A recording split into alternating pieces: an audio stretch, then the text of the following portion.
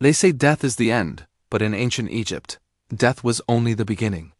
It was a gateway to an eternal afterlife, a journey that required careful preparation and a wealth of treasures to accompany the soul. But some of these magnificent tombs carried more than just gold and secrets. They carried curses so terrifying, so potent, that the echoes of their power still haunt us today, whispering tales of dread from across the millennia. Are you ready to step into the shadows and uncover the truth behind the pharaoh's curse? Our journey begins in the Valley of the Kings under the blistering Egyptian sun of 1922. Here, a British archaeologist named Howard Carter made the discovery of a lifetime, the nearly intact tomb of the boy king, Tutankhamun. The world was mesmerized. The treasures were beyond imagination: golden masks, ornate chariots, and jewels that glittered in the torchlight. But as the celebration echoed around the globe, a darker, more sinister story began to unfold. It started with a whisper, a rumor that Carter had not just unearthed a pharaoh, but had also awakened an ancient curse. The first to fall was Lord Carnarvon, the wealthy patron who funded the expedition. Just months after the tomb was opened, he was bitten by a mosquito. The bite became infected and he died from a sudden, raging fever. On the very night he passed away, a massive power outage plunged all of Cairo into darkness. Miles away in England, his favorite dog Susie howled and then dropped dead at the exact same moment. But the media, hungry for a sensational story, didn't think so. They called it the Curse of the Pharaohs, and the legend took on a life of its own. Soon the list of victims grew. George J. Gould, a wealthy American financier, visited the tomb and fell ill with a fever almost immediately. He never recovered and died within months. Aubrey Herbert, Lord Carnarvon's half-brother, who was also present at the opening, died from blood poisoning. Sir Archibald Douglas Reed, a radiologist who X-rayed Tutankhamun's mummy, mysteriously fell ill and died. Even Carter's personal secretary, Richard Bethel, was found dead in his bed, a suspected victim of the curse's long reach.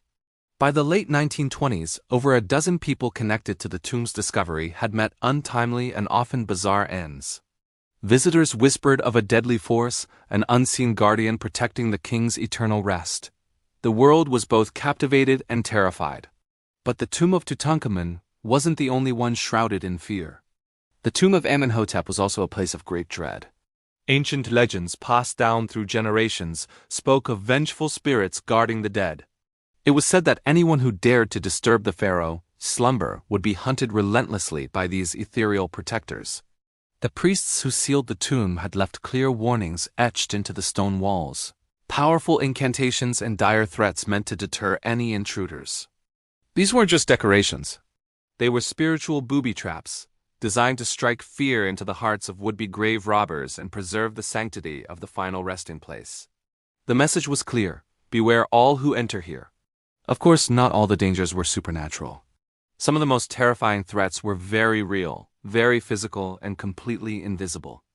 Imagine a chamber sealed airtight for over 3,000 years.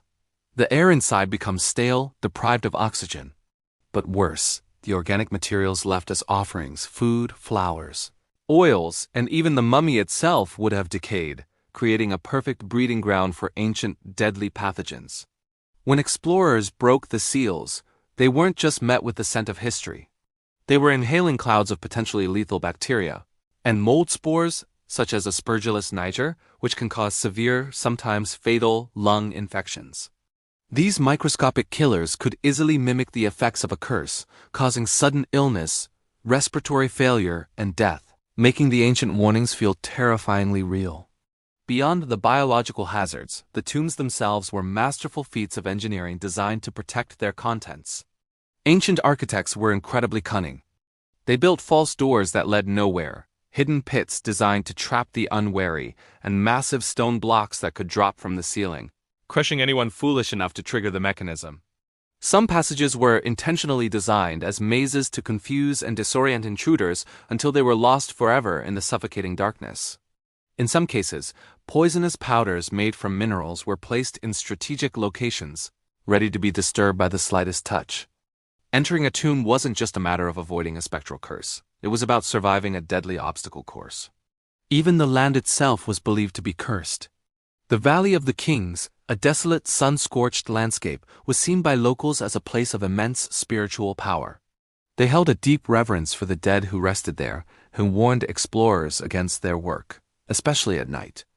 There were stories of shadowy figures seen flitting between the rocks, whispers carried on the desert wind, and a palpable sense of being watched. Some believed that the spirits of the pharaohs themselves, their mighty Ka-an-Bea, lingered in the valley, eternal guardians of their own legacies, protecting their treasures and their peace even in death. To disturb them was to invite their wrath. So we must ask the question, were these curses truly the work of vengeful ancient magic, or were they simply the product of coincidence, media sensationalism, and the very real physical dangers lurking within the tombs? The logical mind points to science, to bacteria, to toxins, to the psychological power of suggestion on people who already believed they were cursed. After all, Howard Carter, the man who spent a decade in the tomb, lived to a healthy old age. Yet, the stories persist. The string of strange deaths, the eerie coincidences, the sheer number of tragedies linked to these ancient sites, it's hard to dismiss it all completely. The truth most likely lies somewhere in between. Perhaps the curse was a combination of all these things, a perfect storm of genuine physical hazards, amplified by the power of belief and the human mind's tendency to find patterns in chaos. The ancient Egyptians were masters of both the physical and the spiritual worlds. Is it so hard to believe they found a way to blend the two into a defense mechanism that would last for eternity? The mystery remains, buried deep beneath the sands of time.